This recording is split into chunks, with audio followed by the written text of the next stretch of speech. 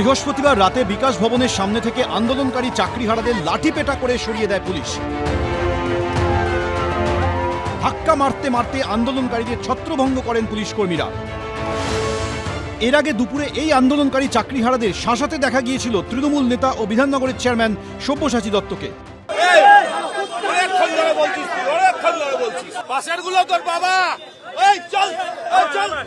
বৃহস্পতিবার বিকাশ ভবন ঘেরাও অভিযানে ডাক দেয় যোগ্য শিক্ষক শিক্ষিকা অধিকার মঞ্চের সদস্যরা। পুলিশের বাধা সত্ত্বেও গেট ভেঙে ভেতরে ঢুকে পড়েন আন্দোলনকারীরা।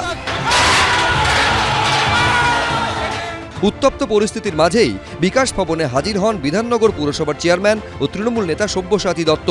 বিকাশ ভবনের ঠিক পেছন দিকে ৩ নম্বর গেটের সামনে রয়েছি আমরা, অর্থাৎ ৩ নম্বর গেটে ভেতর দিয়ে ঢুকতে হলে যে জায়গাটা হয় সেখানেই রয়েছে। আমার সঙ্গে রয়েছে এই যে যোগ্য শিক্ষক যারা চাকরিহারা হয়েছেন, এবং তারা যেটা বলছেন যে সব্যসাচী দত্ত এখানে কেন এসেছিলেন তাদের কাছে এটা এখনো প্রশ্ন।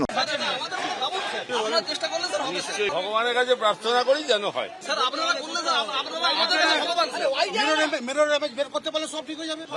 বিকাশ ভবনের স্টাফ নই,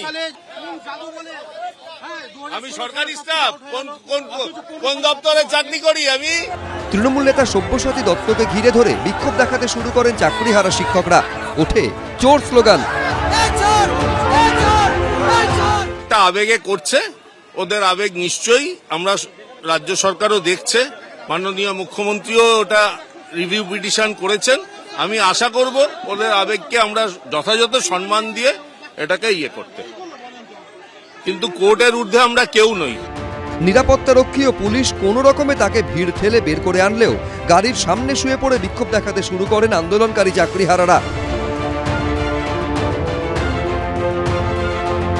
শুট করে দেখ, শুট করে দেখ, আমাদেরকে গুলি চালিয়ে দেখ গুলি।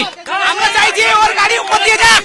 পাল্টা চাকরিহারাদের দিকে তেড়ে যান তৃণমূল নেতা সব্যসাচী দত্ত।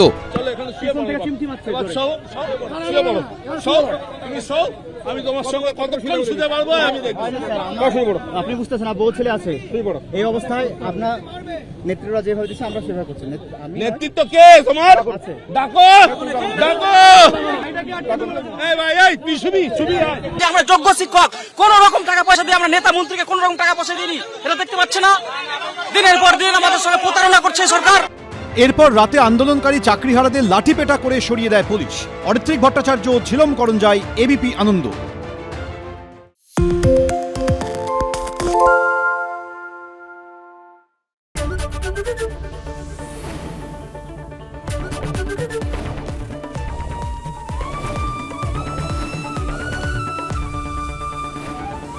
এবিপি আনন্দ, এগিয়ে থাকে, এগিয়ে রাখে।